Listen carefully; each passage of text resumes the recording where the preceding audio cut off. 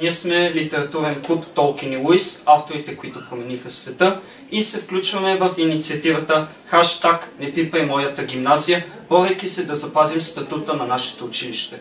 Ние сме биологическа паралелка и се занимаваме основно с биология, но всъщност се интересуваме и се развиваме в много други области.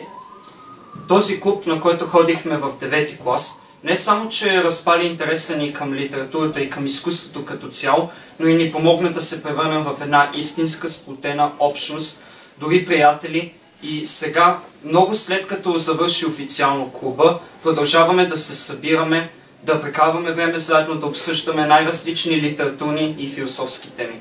Подобни сбирки, които събират ученици с общи интереси и им помагат да развият своите способности, могат да се организират само в добре сплотена среда на ученолюбиви хора.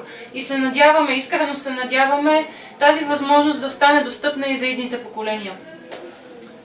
И аз сега ще кажа нещо в по-неформална среда, ама... Да, това беше шегата. Аз като бивш възпитаник на НПМГ наистина беше изключително удоволствие, чест, но и всяка неделя огромно предизвикателство да преподавам на тези деца, те не са деца вече, ученици.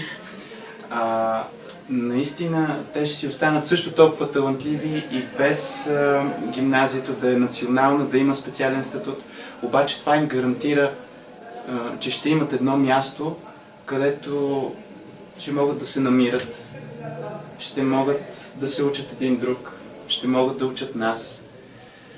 Изобщо представете си каква е обстановката в една общност на биолози, химици, физици, всичките с различни интереси, които обаче четат и литература, обсъждат литературна теория и то на най-високо ниво.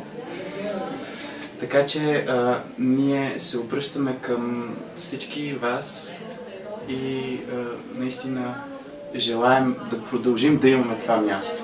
За тях, за нас, за всички.